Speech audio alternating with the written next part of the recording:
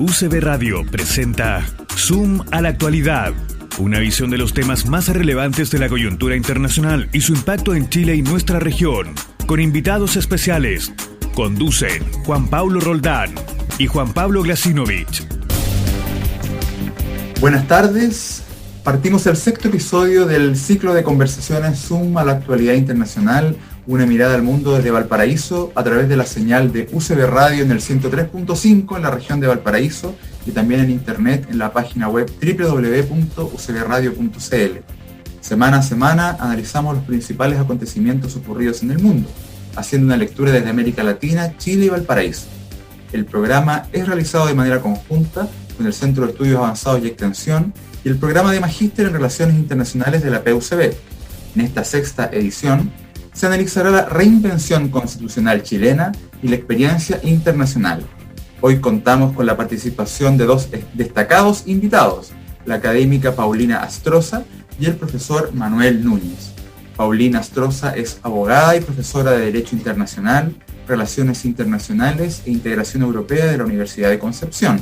Actualmente es profesora asociada en la Facultad de Ciencias Jurídicas y Sociales y desde 2002 es directora y fundadora del Programa de Estudios Europeos de dicha universidad.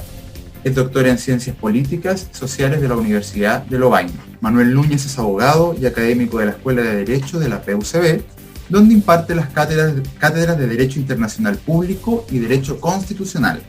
Es doctor en Derecho por la Universidad de Santiago de Compostela. Como es habitual antes de la entrevista, el profesor Juan Pablo Glasinovich compartirá con nosotros una breve síntesis semanal de los principales acontecimientos que han ocurrido en el mundo. Te escuchamos, Juan Pablo. Gracias, Juan Pablo. Bienvenido a nuestros invitados y un saludo a los auditores y auditoras de la región de Valparaíso y los que nos escuchan online. Bueno, partimos como siempre a América Latina y esta vez sin duda tuvimos un súper domingo electoral con comicios en Ecuador, Perú y Bolivia, a los cuales se hubiese sumado Chile si es que, como sabemos, no hubiésemos corrido las elecciones con motivo de la pandemia. Vamos a Ecuador. En Ecuador, Guillermo Lasso triunfó la segunda vuelta frente a Andrés Arauz, quien era el joven delfín, tiene 36 años, del expresidente Rafael Correa. Lasso representa una opción de centro-derecha que supo capitalizar el anticorreísmo. Era su tercera postulación a la presidencia y en la elección pasada estuvo muy cerca de obtener el triunfo frente a Lenín Moreno. En este proceso partió débil y superó por poco al candidato indígena Yacu Pérez, quien cuestionó los resultados y generó una complicada impasse que Lasso supo manejar hábilmente, evitando un escenario violento, siendo posteriormente confirmado por el nuevo recuento. Arauz reconoció prontamente su triunfo y comprometió una oposición abierta a los acuerdos, lo que es un buen punto de partida. Yacu Pérez, por su parte, dijo que estarán atentos a las acciones del nuevo gobierno para oponerse a todo lo que signifique dañar el medio ambiente y perjudicar a la población indígena. Lasso enfrenta una difícil situación económica y un Congreso unicameral muy fragmentado, en el cual no tiene mayoría, lo que requerirá una gran capacidad negociadora. En Perú se realizó la primera vuelta presidencial y la elección del Congreso. Votó el 73% de la ciudadanía, considerando que están también en una situación complicada y con un pic pandémico. La principal sorpresa, en un escenario de por sí muy incierto y cambiante, por cuanto hay 18 candidatos presidenciales, es que el primer lugar ha sido conseguido por Pedro Castillo, dirigente del gremio de los profesores, oriundo del departamento de Cajamarca, en el norte del país. Castillo, del partido Perú Libre, fundado en 2007, empezó a subir tarde en las encuestas y lo hizo muy rápido, llegando a liderar la votación en 16 de las 24 regiones del país. La región andina sacó casi el 50% de los votos. Castillo es una clara opción de izquierda que propone redactar una nueva constitución y dar un rol principal al Estado en materia económica, incluyendo la nacionalización o control de los recursos naturales. En segundo lugar, en una definición muy apretada, está quedando Keiko Fujimori. Los resultados muestran una brecha creciente electoral entre Lima y las regiones, y enfrentará a los que quieren cambiar el modelo de desarrollo del país versus los que lo quieren mantener. El Congreso, también unicameral, al igual que en Ecuador, acogerá a 11 agrupaciones, encabezadas por Perú Libre, por lo que seguirá fragmentado, obligando a quien triunfe en definitiva a negociar permanentemente. La segunda vuelta presidencial tendrá lugar el 6 de julio. Bolivia. se llevó a cabo la segunda vuelta para elegir a los gobernadores en 4 departamentos de los 9, donde debía definirse, digamos, por la segunda vuelta. Y en estos 4 departamentos triunfó la oposición, en lo que constituye una dura derrota para el MAS y en particular para Evo Morales, quien era el jefe de campaña del MAS. Y de esta forma queda el país con 2 segmentos. A nivel central, el MAS tiene el control del Ejecutivo y el Legislativo, y a nivel departamental de las regiones y de los gobiernos municipales más importantes, la oposición es la que tiene el predominio. El balance de todas estas elecciones es positivo. A pesar de todas las dificultades en la región, la democracia sigue avanzando, los procesos electorales han sido desarrollados en forma ejemplar, la ciudadanía ha participado activamente y por lo tanto es un signo alentador de que se sigue privilegiando el mecanismo electoral como una manera de elegir a las autoridades. Tanto en Ecuador como en Perú, a nivel legislativo hay una atomización, lo que augura una ardua labor de aunar alianzas al mismo tiempo que incentivará a los grupos minoritarios a vender su apoyo al mejor postor. Esto sin duda es el principal desafío que tiene un grupo creciente de países de la región, en los cuales la opción presidencial ganadora tiene minoría en el Parlamento y debe lidiar con una representación opositora muy fragmentada. El resto del mundo, rápidamente, en Estados Unidos hay un nuevo episodio de un asesinato de un afroamericano o muerte a manos de la policía en la misma ciudad donde murió George Floyd. Esto ha generado toda una conmoción y un nuevo movimiento de protesta. Irán y Estados Unidos, como sabemos, Irán está desarrollando un programa nuclear que podría derivar en una bomba atómica. Se había suscrito un acuerdo en el tiempo de Obama, Trump lo desabució y ahora hay unas nuevas conversaciones indirectas para ver si se puede resucitar este acuerdo, que sea por un lado dejar sin efecto las medidas contra la economía iraní y el boicot, y por otro lado permitir que se inspeccionen las instalaciones iraníes y prevenir que pueda usarse para una bomba nuclear. En esto, curiosamente, la noche del domingo hubo un atentado contra el sistema eléctrico de una planta nuclear. Irán culpa a Israel de este atentado, de justamente estar tratando de sabotear las negociaciones y al mismo tiempo de sabotear su programa. Estados Unidos se desmarcó de esta acusación. En el caso de Ucrania, preocupantemente, Rusia sigue acumulando tropas y armamento en la frontera con Ucrania, lo que no da luces sobre cuáles son las reales intenciones de Rusia. Algunos dicen que para distraer la atención interna en relación al opositor Navalny, y otros dicen que sería una intención de arrebatar otra región a Ucrania que está poblada mayoritariamente por los rusos. Ese sería el balance semanal. Muchas gracias. Infórmate en Suma la Actualidad en UCB Radio. Perfecto, gracias Juan Pablo por este análisis internacional. Bueno, primero saludar a nuestros invitados, a Paulina y Manuel. Primero saber cómo están. Hola, ¿cómo están? Los saludo desde Concepción, en cuarentenada, hace más de un mes. Pero bien, aquí afrontando estos tiempos difíciles. Buenas tardes, aquí también guardando estrictamente la cuarentena de la ciudad de Viña del Mar. Muchas gracias, Juan Pablo, por la invitación. Estás en Zoom a la Actualidad. Vamos a comenzar con Paulina. La primera pregunta, el límite de los poderes de la Convención Constituyente se fijó en el artículo 135 de la Constitución, ¿cierto? El cual indica que la futura redacción de la nueva Constitución que se someta a plebiscito deberá respetar, entre otros, los tratados internacionales ratificados por Chile y que se encuentren vigentes. Desde su perspectiva, ¿cómo se debe interpretar esta limitación? Ahora que hay toda una discusión entre constitucionalistas, por un lado, entre ellos, internacionalistas también entre nosotros, respecto al alcance del artículo 135, hay una discusión teórica.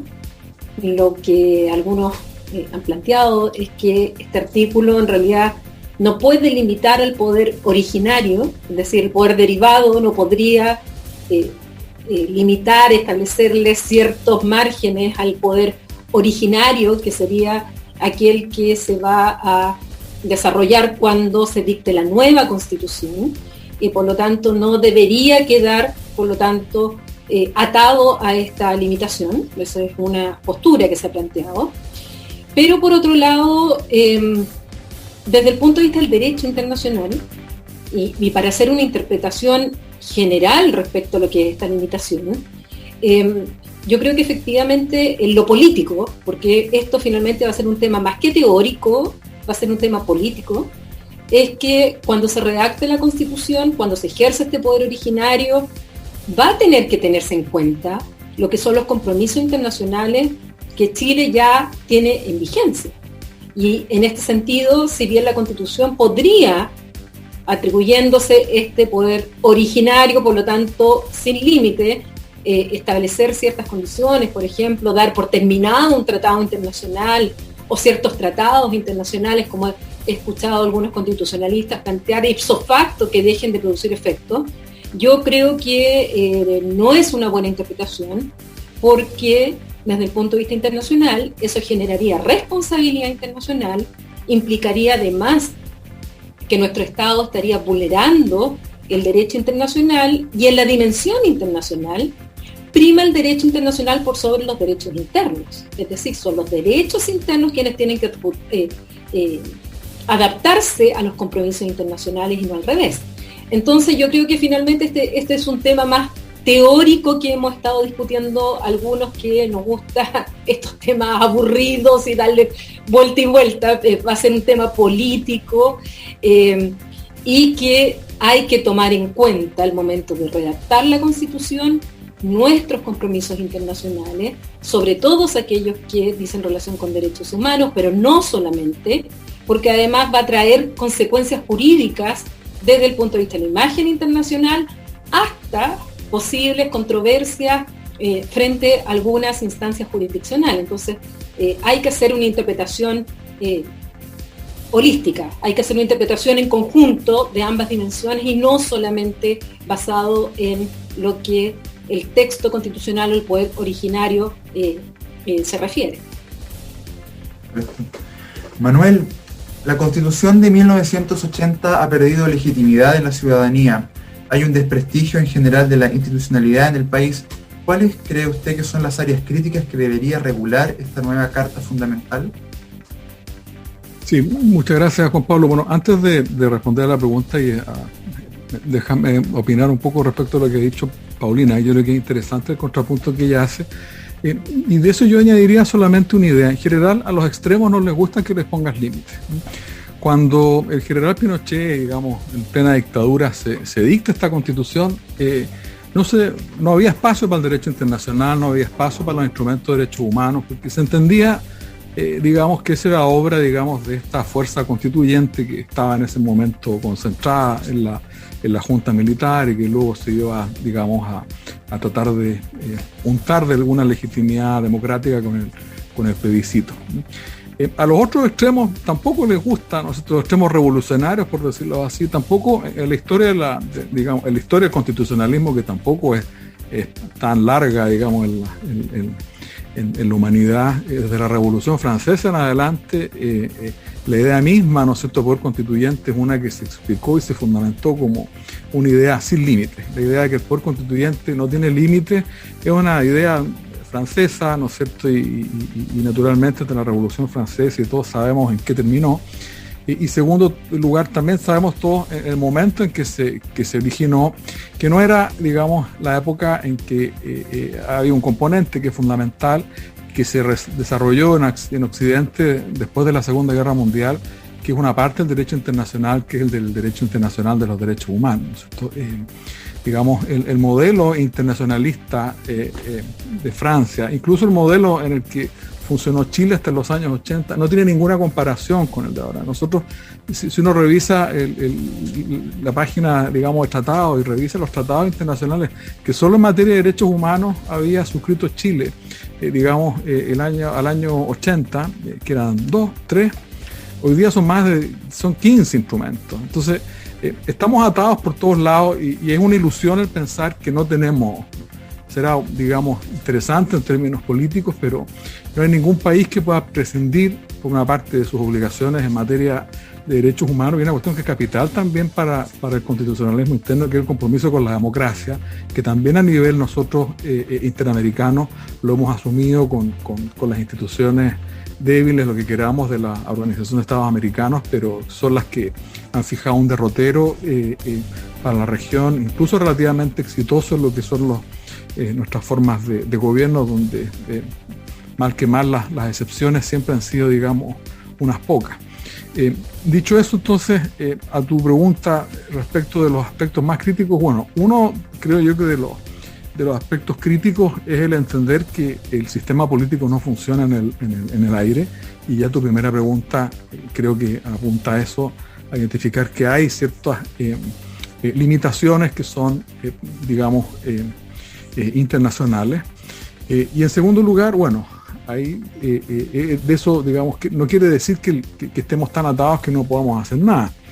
Yo diría que uno de los problemas más relevantes hoy día son efectivamente la crisis de legitimidad, que es la misma que movió los procesos constituyentes de todos los años 90 en América Latina, en Ecuador, en Colombia, en Venezuela, en fin, y que nos obligan, digamos, a revisar cuáles son las mejoras que habría que hacer. Y la pregunta, creo yo, que son las mejoras fundamentales, porque también este proceso uno tiende a pensar que es la oportunidad, como cuando uno se cambia de casa y quisiera tener toda la casa nueva, posiblemente es el momento de preguntar qué conviene de esta Constitución mantener, no necesariamente porque sea esta Constitución, sino que puede remontarse a otras constituciones o instrumentos internacionales. El artículo 1 de la Constitución es prácticamente la copia del artículo 1 de la Declaración Universal de Derechos Humanos. Dice: los hombres nacen libres, iguales en dignidad y derechos, y dotados como están de razón y de conciencia, están obligados a comportarse fraternalmente los unos con los otros, dice la Declaración Universal. Y la nuestra dice: solamente quita el deber de fraternidad, y incorpora la dignidad, la igualdad, la libertad, que es seguramente un área en la que tiene que crecer la Constitución, para ya responder tu pregunta, que es el área de los derechos sociales. Hay un área, digamos, en que posiblemente deba acercarse a través de procesos de descentralización, en la gobernanza hacia los territorios, como lo llamamos hoy día. Y por otro lado, revisar, ¿no es cierto?, el modo como el Estado responde a los problemas políticos más críticos que tiene hoy día, que es la relación con sus pueblos originarios, donde ciertamente, y para terminar de darle la razón a Paulina Astroza, si hemos llegado donde hemos llegado, es justamente merced de normas internacionales. Si la Constitución del 80 hoy día inauguró el reconocimiento constitucional, eso fue un mérito que le dejamos a esta Constitución, ya no va a ser la próxima, porque es esta la que incorporó el escaño a los pueblos reservados, es por la presión que ha significado un convenio de la OIT, que ya es bastante antiguo, del año 89, pero que justamente una regla internacional, que es una de las que ha tenido en los últimos 10 años, uno de los impactos significativos más fuertes. Si tú me preguntas, los impactos más fuertes, bueno, han venido dados por este convenio internacional. Entonces, yo creo que allí hay, digamos, muchas áreas en las que se puede crecer dentro de este proceso. Interesante. Bueno, de este y otros temas vamos a seguir conversando en Zoom a la actualidad internacional por UCB Radio. Ahora vamos a hacer una pequeña pausa musical. Vamos a escuchar canciones que fueron éxitos en el mes de abril de 1980. Partimos con Another Brick in the Wall del cuarteto inglés Pink Floyd, que lideraba los charts del Billboard por esos días. Y volvemos en unos minutos a Zoom a la actualidad internacional. Noticias de Chile y el mundo en Zoom a la actualidad. Volvemos a Zoom a la actualidad internacional por UCB Radio. Juan Pablo, te escuchamos. Sí, Paulina, la pregunta para ti. Como internacionalista y considerando la trayectoria chilena, ¿qué elementos del derecho internacional y de nuestra política exterior crees que son esenciales de rescatar y plasmar en el texto constitucional?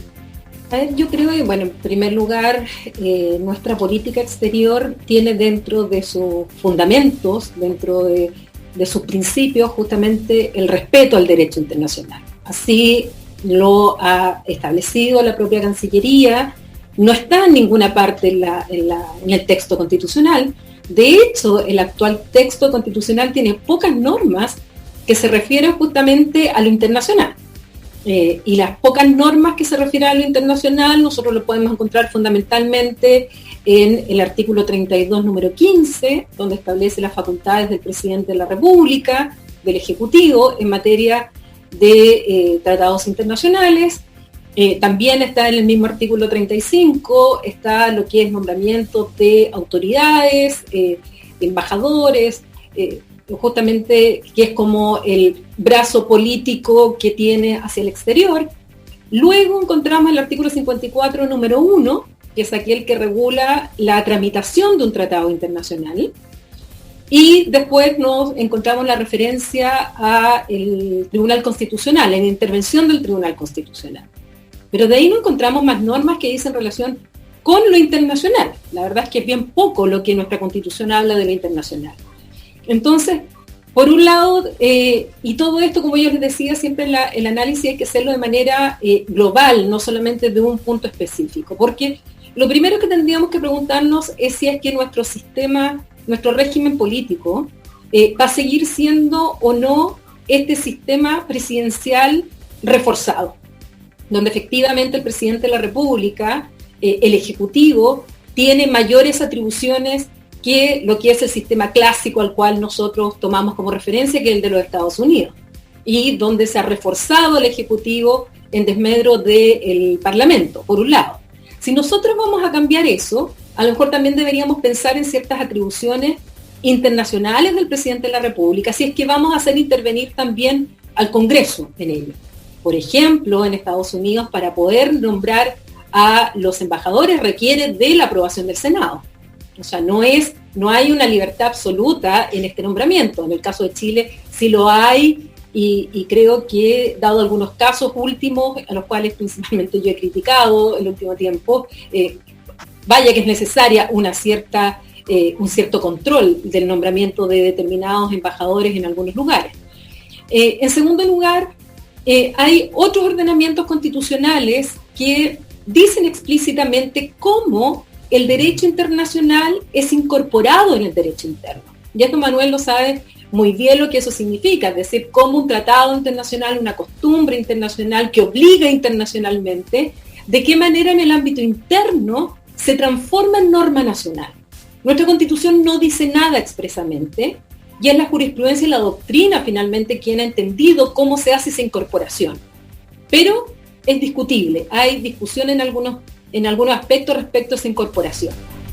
Otro tema es que también mirando el derecho en otros países, dice relación con el valor jerárquico de, sobre todo, los tratados internacionales. Es decir, tienen el mismo valor de una constitución, valen menos que una constitución, pero más que una ley, o valen igual que una ley, o incluso alguna vez escuché que los tratados internacionales tenían menos valor que una ley. Ese es un tema que tampoco está expresamente zanjado en nuestra Constitución. Para la modificación del año 2005 no hubo acuerdo al respecto, sacaron ese inciso del proyecto, y es un tema que en otros países sí está regulado en el texto constitucional y en otros no. Y aquí también nosotros tenemos la doctrina y la jurisprudencia que tienen sus teorías al respecto. Yo particularmente el artículo 54, número 1, que es donde regula la tramitación de los tratados, tengo muchas críticas a la redacción de ese artículo. Yo lo cambiaría entero en cuanto a redacción, sobre todo por lo que se le agregó el año 2005, donde hay algunos temas que a mí me parecen que son incoherentes respecto a la denuncia de un tratado, al retiro de una reserva. Creo que ahí hay harto que mejorar en ese texto. Por lo tanto, yo creo que hay varios aspectos ahí que hay que regularlo de mejor manera, establecerlo en el propio texto constitucional y ver las atribuciones tanto del Congreso como del Ejecutivo en materia internacional. Yo creo que ahí hay una discusión interesante que poder llevarla a cabo y que es necesario. Bueno, vamos a hacer una pequeña pausa comercial aquí en Suma la Actualidad Internacional y volvemos en unos minutos. No se vayan. Nos separamos brevemente. Ya vuelve Suma la Actualidad. Cada miércoles a las 16 horas por UCB Radio, escucha Zoom a la Actualidad, Una visión de los hechos más importantes y su impacto en nuestra región. Conducen Juan Pablo Roldán y Juan Pablo Glasinovich. Estamos de vuelta con las noticias más importantes en Zoom a la actualidad. Volvemos a Zoom a la actualidad internacional por UCB Radio. Manuel, quería hacerte una consulta. Ha habido mucha discusión sobre el quórum de los 2/3 para aprobar el nuevo texto constitucional. ¿Qué significa eso en la práctica? Bueno, eso según forma parte del acuerdo político de noviembre del 2019 y fue el precio posiblemente que hubo que pagar para que todos concurriesen a apagar literalmente ese incendio en el que estaba envuelto el país después del estallido. Eso implica, que la Convención Constituyente, para poder incorporar y transformar, digamos, un mandato, una proposición, una buena o una mala idea en una regla constitucional, es necesario esta, digamos, supermayoría de los 2/3. Podría haber sido otra, digamos, el sentido, digamos, posiblemente de esto fue garantizar el máximo consenso, dándole a quien tuviese ese 1/3 la posibilidad de vetar la construcción de esas mayorías. Esto, digamos, en términos políticos posiblemente va a reforzar la necesidad por buscar acuerdos y por tratar de lograr a ellos. Es difícil desde cada una de las posiciones que triunfen esas posiciones maximalistas. La Constitución debiese ser una herramienta, un instrumento normativo de consenso, como suelen serlo los tratados internacionales, que son instrumentos en los que uno tiene que poner de acuerdo a Rusia, China y Estados Unidos, ¿no es cierto? Y no siempre sale lo que uno quiere. Y por otro lado, en términos cuantitativos, es posible que de eso también derive una constitución relativamente breve, ¿no es verdad? Ahora, la pregunta es, bueno, ¿qué tan breve puede ser y hasta dónde puede ser dónde está el límite, ¿no es cierto?, de ese disenso para que no nos quedemos con una constitución, digamos, que no cumpla con sus mandatos fundamentales. Y una constitución tiene como mandato fundamental el articular, digamos, un sistema de gobierno y distribución del poder en el territorio y un sistema básico de derechos fundamentales, civiles, políticos, sociales. Una constitución que no hace, que hace solo una de esas dos cosas, no es plenamente una constitución, no es plenamente una constitución. Una convención constituyente, por lo tanto, debiese esforzarse por lograr consensos en esos dos aspectos.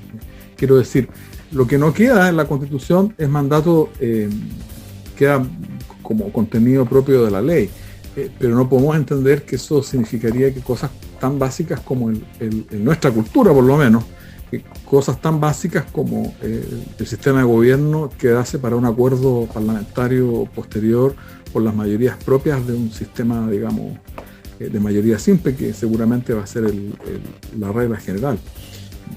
Eso es lo que yo te diría respecto a esto. ¿Usted sería partidario de mantener esos 2/3, no? A ver, es una muy buena pregunta, porque, mira, estos 2/3 forman parte de este acuerdo, primero. Segundo, forman parte de lo que del acuerdo pasa al capítulo de la reforma constitucional. Y tercero, forma parte de lo que la ciudadanía aprobó en ese plebiscito. Y ahí la pregunta fundamental, bueno, es si ese plebiscito, ¿qué es? ¿Es como un contrato entre quienes fuimos a votar por la apruebo o por el rechazo?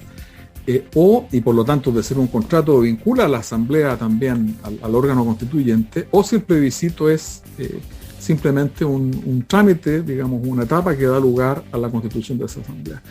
Yo creo que hay algo o debiese haber algo de acuerdo en ese procedimiento, en el sentido de que muchas personas fueron y votaron en el entendido que era esa la mayoría y eran esas las reglas del juego. Han habido modificaciones menores, El número de constituyentes, por ejemplo, cambió después del plebiscito, pero cambió por otra razón, porque como en Chile hacemos las cosas como las hacemos, estábamos apurados en aprobar la idea gruesa y después a última hora nos dimos cuenta que se nos habían olvidado los pueblos indígenas Entonces le intentamos hacer espacio a los pueblos indígenas, dejamos afuera, por cierto, los pueblos tribales, o sea, ahí vamos cumpliendo con las reglas un poquito de manera selectiva, y eso, digamos, se entendió que era una buena razón para modificar esta especie de acuerdo inicial político que fue el del plebiscito. Eso es lo que te podría decir. Paulina, suponiendo que usted tuviera la posibilidad de participar en la redacción del nuevo texto constitucional en lo que se refiere a la política exterior, ¿qué cambios introduciría a lo que existe en la actualidad? Bueno, algo yo ya adelantaba, y se me quedó un artículo súper importante que habla en materia internacional, que es la modificación de 1989, el artículo 5º, inciso 2, en el cual dice relación con los límites de la soberanía del Estado, donde ese artículo, en la primera parte, dice en quién radica la soberanía en Chile, y que dice que radica en la nación y que su ejercicio le corresponde al pueblo a través de distintas formas. Y en el inciso 2 establece cuáles son los límites y habla justamente que son los derechos fundamentales que se encuentran en la propia Constitución y en los tratados ratificados por Chile que se encuentran vigentes. Entonces se me había olvidado esa importantísima norma como límite a la soberanía del Estado, que ha dado también lugar a distintas interpretaciones. Yo algo te adelantaba, yo creo que en materia de régimen político tenemos que analizar bien cuál es el sistema político que queremos en cuanto al régimen de gobierno, a las funciones del Ejecutivo con el Legislativo, y en esa materia yo creo que habría que, por un lado, soy partidaria de que al menos algunas embajadas tuvieran o necesitaran la aprobación de al menos el Senado. No solamente que quedara como en atribución exclusiva del presidente de la República. Algunas, no todas, porque a lo mejor sería complicado, pero sí algunas, las más políticamente relevantes, tal vez que quedaran a esta aprobación. Estoy pensando en Argentina, estoy pensando en Estados Unidos, estoy pensando que son las dos principales que tenemos, de ahí vienen todo el resto. Y por lo tanto ahí yo agregaría este tema. En segundo lugar, yo ya les decía que el artículo 52, número 1, donde habla de la tramitación de los tratados internacionales, yo lo redactaría de nuevo. Hay algunas contradicciones que a mí no me parecen lógicas, tal cual está el texto hoy día.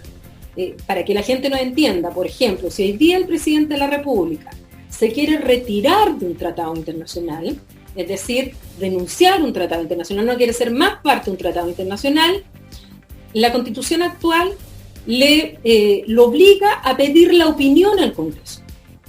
Por lo tanto, la opinión puede ser no se retire, pero la facultad sigue siendo el presidente se puede retirar del tratado. Sin embargo, para retirar una reserva, es decir, una disposición que uno dijo en un tratado, no quiero que se me aplique una disposición, si el presidente de la República quiere retirar esa reserva y por lo tanto esa norma se le aplica al Estado chileno, nuestra Constitución exige el acuerdo previo del Congreso. Por lo tanto, si el Congreso le dice que no va a poder retirar esa reserva. Entonces a mí me parece que esas dos normas no son muy coherentes, porque si para retirarse de un tratado basta la opinión del Congreso y para retirar una reserva se requiere el acuerdo, yo creo que hay una incoherencia, porque retirarse un tratado es muchísimo más que retirar una reserva.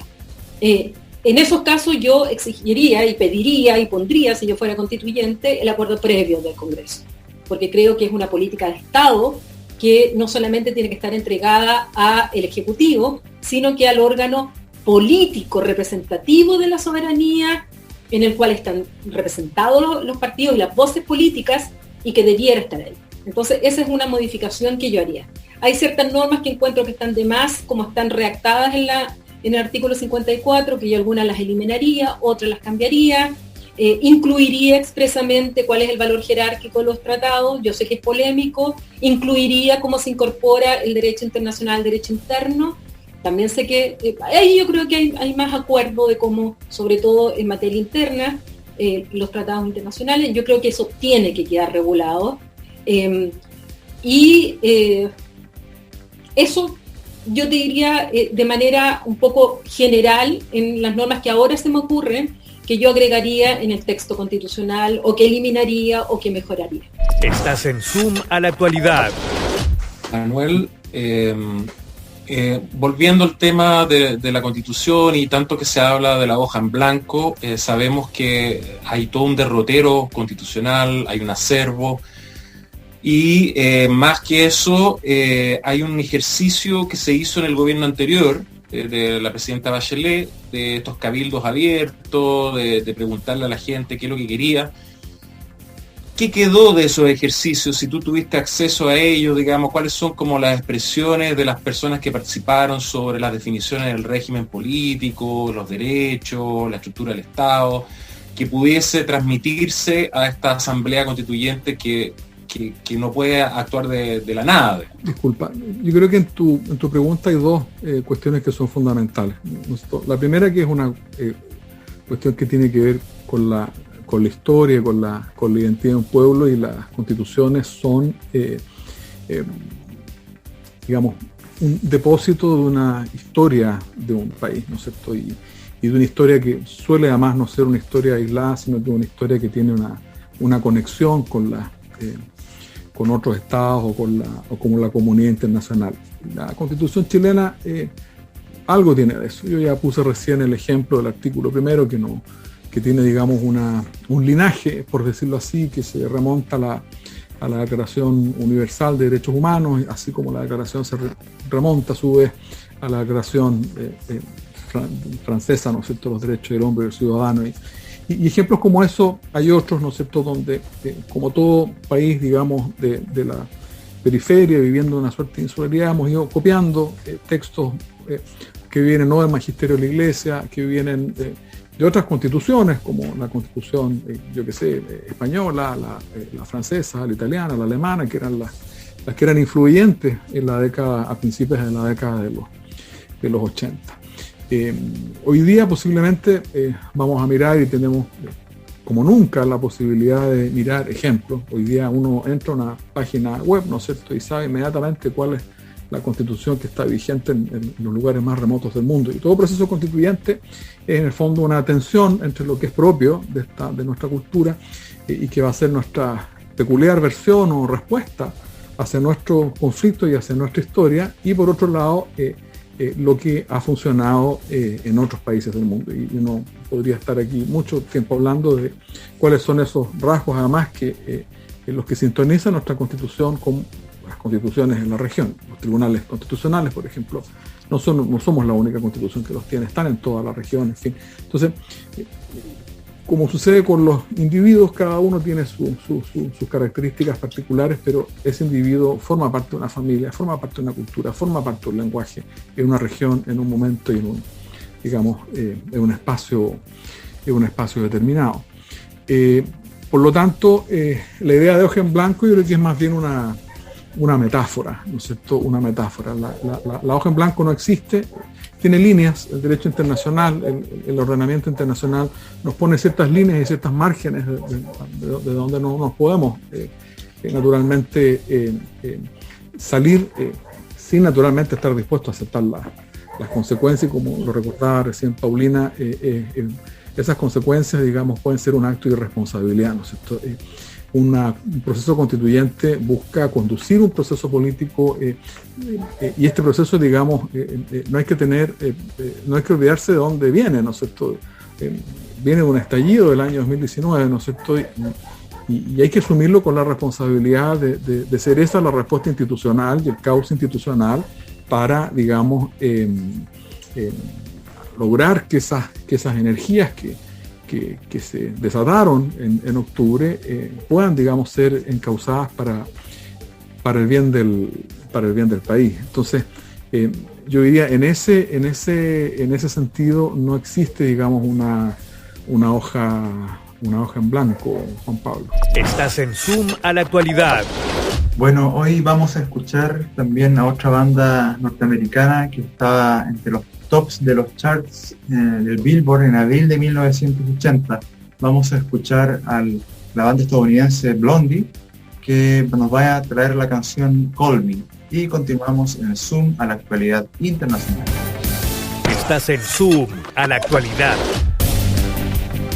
Volvemos a Zoom a la actualidad internacional por UCB Radio.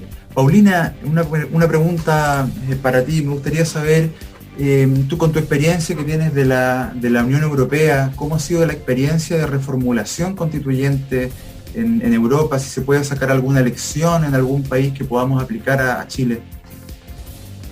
Son 27 países actualmente, cada uno con su historia, cada uno con sus propias tradiciones, con sus acervos, tal como lo decía Manuel, que es difícil empezar a hablar de cada una de ellas. Muy distinta a la situación de la Constitución de 1978 en España, a lo que, por ejemplo, es la actual Constitución belga, que es otra de las que conozco. O sea, en el caso belga, parte justamente de un Estado unitario y con distintas reformas constitucionales, han llegado hoy día a ser el Estado más federalizado del cual encontramos incluso en el mundo, en el cual han transferido competencias internacionales en sus unidades subestatales, comunidades o regiones, incluso en el ámbito internacional. También pasa lo mismo con la Constitución o la Ley Fundamental Alemana de 1949, que nace en un contexto particular y que va también adoptando ciertos rasgos a medida que esta va avanzando, sobre todo con el proceso de reunificación en el año 90. Entonces son todos ejemplos muy distintos. Hace poco estuve en un seminario donde se analizó la Constitución holandesa, por ejemplo, que también lleva muchísimos años la Constitución holandesa, y es uno de los ejemplos que no tiene tribunal constitucional. Ellos no tienen tribunal constitucional. Sin embargo, en el caso del Tribunal Constitucional alemán, es muy importante el Tribunal Constitucional alemán. Tanto así que hoy día tiene con los pelos de punta al resto de los países de la Unión Europea, porque está hoy día conociéndose un recurso interno por el cual se está poniendo en cuestión este plan de recuperación económica que la Unión Europea aprobó, que son 750.000 millones de euros, para afrontar la crisis económica derivada de la COVID. Y resulta que están esperando el fallo del Tribunal Constitucional alemán y que ya tuvieron un problema entre un fallo del Tribunal Constitucional alemán y la Unión Europea respecto a otro tema.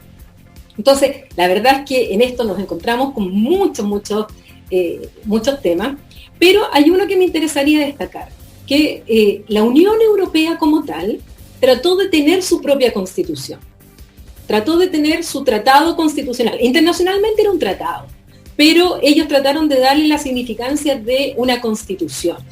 Y esto se llamó una comisión de grandes sabios, que la dirigió el recientemente fallecido presidente francés Valéry Giscard d'Estaing, y que elaboraron un texto, lo aprobaron los Estados miembros y lo llevaron a referéndum. Y resulta que ese referéndum fue rechazado por franceses y holandeses y fue aprobado por españoles y luxemburgueses. Pero como ya lo habían rechazado dos estados, ese texto murió, no siguieron con las ratificaciones del resto de los estados porque bastaba que uno dijera que no y no había esta Constitución Europea, y lo que hicieron después es tomar gran parte de ella y transformarla en lo que se llama el Tratado de Lisboa, y que ya no dijeron Constitución, aunque tenían el 95% de lo que decía el anterior, y lo pasaron igual, pero vía Tratado Internacional y a través de otro nombre. Y ahora están reiniciando un proceso que partió hace un par de semanas atrás, donde está empezando el futuro de la Unión Europea, y de nuevo están con la idea de pensar en una constitución de la Unión Europea. Pero para eso hay muchos estados que son muy reticentes, y al interior de algunos estados son muy reticentes, porque esta idea de constitución los hace pensar que algún día se va a crear lo que Churchill llamó los Estados Unidos de Europa. Y a lo que algunos, este movimiento federalista, es decir, para que sea un solo estado, Europa, están en contra. Entonces no quieren oír nada que tenga que ver con estas estructuras de un único estado. Y obviamente un estado, su base fundamental es una constitución. Entonces, eso sí, yo lo menciono como un dato, y pese a todo ahora están reiniciando un proceso en la Unión Europea pensando en una futura constitución. Y están en un proceso, además la Unión Europea aquí, internamente, trabajando mucho con instituciones en Chile, para apoyar el proceso constituyente en Chile, porque les interesa muchísimo como experiencia y les interesa mucho que nuestro proceso sea un proceso fructífero, que sea un éxito, que sea un ejemplo para el otro Estado y no que sea un proceso finalmente fracasado. Interesante. Bueno, Manuel, una pregunta para ti. Cierto, estamos pensando este programa desde Valparaíso al mundo. ¿Puede un texto como la Constitución aportar a la regionalización y a la descentralización de un país tan concentrado como el nuestro? Bueno, a ver, yo creo que es muy interesante lo que dice Paulina, porque siendo tan distintos los estados como son los estados que componen la Unión Europea, algunos de los cuales incluso el llamarse a sí mismo Estado es una cosa relativamente nueva en el Reino Unido, que es uno de los países que terminó saliéndose a ellos, el llamarse Estado como era la tradición continental, ¿no es cierto? Es una cosa que si uno mira con todos los distintos que somos y ver cuáles son los problemas comunes que hemos tenido, posiblemente lo que han transitado muy bien y que puede ser, digamos, de un ejemplo, es el modo como se ha resuelto la plurinacionalidad en estos estados. Bélgica, por ejemplo, España, países que son plurinacionales y en los cuales el mundo no se ha venido abajo, ¿no es cierto? Digamos, nosotros hoy día tenemos todavía un miedo, ¿no es cierto?, de pensar que esta cosa de la plurinacionalidad, en fin, a propósito del reconocimiento de los pueblos indígenas, va a significar que este país, ¿no es cierto?, se desmembre. La verdad es que, ya que hemos hablado tanto de derecho internacional, el derecho internacional no da razones para eso. Si bien reconoce la autodeterminación de los pueblos, lo hace en clave interna para pueblos, digamos, no sujetos a una dominación colonial, como es la versión, digamos, secesionista más fuerte de la autodeterminación, pero sí permite, sí nos da buenos ejemplos y sí tenemos buenos insumos, por decirlo así, tanto de la práctica europea como digamos, de la práctica comparada que tienen ya la realidad indígena probablemente tal, para redistribuir el poder en el territorio, que fue lo que trataron de hacer los españoles el 78, lo que han tratado de hacer los belgas, lo que con todas las distancias y las diferencias del mundo han sido los llamados procesos de evolución en el Reino Unido, y que son experiencias, yo creo que extraordinariamente importantes de países civilizados que han renunciado a esta idea que es tan querida para nuestra tradición constitucional. La tradición, el acervo, tiene cosas buenas y tiene cosas malas, que es la idea del Estado unitario, la idea de que la república es única y es indivisible, que es esta idea tan francesa que tenemos en un país que no tiene mucho de francés, ¿no es cierto?, que es pensar que el soberano es uno. La Unión Europea, como bien lo recordaba Paulina, está sintonizada en una etapa quizá de la posmodernidad. Sus constituciones, muchas de ellas autorizan las transferencias de soberanía, las políticas monetarias ya las maneja el Banco Central Europeo, el tótem de autonomía que son los bancos centrales, para la idea chilena, ¿no es cierto?, no son lo que representan para nosotros. Entonces, si uno tuviese que identificar una área de las áreas críticas, ¿no es cierto?, ya lo dije recién, quizá la Constitución y este proceso puede ser una buena oportunidad para transferir poder hacia las regiones. A algunas devolvérselos en el sentido más genuino de la palabra. A Isla de Pascua desde el 2007 que esta Constitución le tiene prometido un estatuto especial, y no, digamos, esto demuestra que a veces uno puede poner cosas en las constituciones y no saca nada si no hay voluntad política de cumplirlas. En 2007 se reforma la Constitución, se le promete a Rapa Nui un estatuto administrativo de gobierno y no hay nada, absolutamente nada. Y por último, es posible también que Europa nos sirva de ejemplo de esto que se ha llamado la asimetría federal, los modelos de federalismo asimétrico, que son posibilidades que te da el ingenio, la urgencia, la necesidad que tienes que buscar tú cuando tienes el temor a que tu país se desmembre, de buscar soluciones particulares y distintas para problemas particulares y distintos. Uno de los grandes problemas de nuestra organización política administrativa, que es un mismo traje que sirve con una misma talla, one size fits all, dicen, ¿no? Una misma talla, ¿no es cierto?, para un país que tiene 4.500 kilómetros de distancia, digamos, de largo. Tenemos exactamente la misma organización política administrativa para realidades tan distintas como son las realidades del Chile insular, del Chile, digamos, del norte grande, del Chile austral, en fin, que debiese lograr esa posibilidad. La experiencia, digamos, política comparada ha tratado de allanar esta especie de asimetría o polimorfismo administrativo por la vía de acuerdos, por la vía de negociaciones, digamos, con los territorios, que no lo vamos a resolver porque, ojo, Juan Pablo, tenemos 9 meses para hacer este trabajo. En 9 meses tú no alcanzas a construir una casa. En estas condiciones me imagino que necesita más. En 9 meses tú no vas a construir un nuevo Chile. Entonces, un proceso exitoso tiene que ser modesto. ¿Qué podemos hacer en 9 meses? 9 más 3. Añádele un año más, que seguramente vamos a reformar el proceso para que aprobemos una prórroga. En 2 años, ¿no es cierto? Hay que buscar un tiempo que sea razonable. Y la lógica es que esto te permita identificar cuáles van a ser los dispositivos institucionales, administrativos, legales, para que luego el proceso político se haga cargo de ellos. Uno de los problemas más transversales que he visto yo y con esto termino, en las campañas, es la confusión de que esto es un programa y un proceso de gobierno, y por lo tanto yo muestro mi programa de gobierno y no mi programa constituyente, que es simplemente tratar de identificar cuáles son las herramientas y los instrumentos para una gobernanza general, para entregarle luego eso a los futuros procesos políticos con las mayorías del modo como se conformen, y que sean ellas las que digamos, resuelvan los problemas. Esto en un tiempo y un espacio acotado, más allá del quórum de los 2/3 que tú me recordabas recién.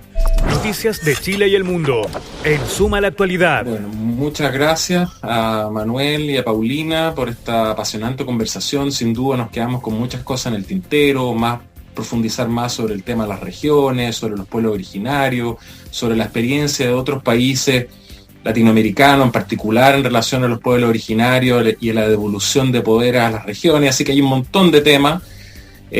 Como dice Manuel, vamos a tener 9 meses para construir la casa, eventualmente prorrogable a 3. Recordemos que lo óptimo es enemigo de lo bueno, así que ojalá que seamos, digamos, realistas y dentro de ese tiempo no lo eternicemos con sucesivas prolongaciones. Y también está la gran interrogante sobre qué va a pasar con el gobierno que vamos a elegir, si va con la nueva constitución que le va a cambiar a medio camino las normas, las reglas. También hay un gran punto de interrogación, así que este tema da para mucho, pero lamentablemente tenemos que cerrar. Y en la próxima sesión analizaremos cómo repensar la fuente del conocimiento en este contexto de pandemia, con los representantes de Relaciones Internacionales de la Pontificia Universidad Católica de Valparaíso, Marcos Avilés y Anouk van den Berg. Así que los esperamos acá en Zoom a la Actualidad Internacional, cada miércoles a las 16 horas por señal de UCB Radio 103.5 FM de Valparaíso. Muchas gracias por su participación. Esto fue Zoom a la Actualidad, una visión de lo más importante internacionalmente con su impacto en nuestra región. Conducen Juan Pablo Roldán y Juan Pablo Glasinovich.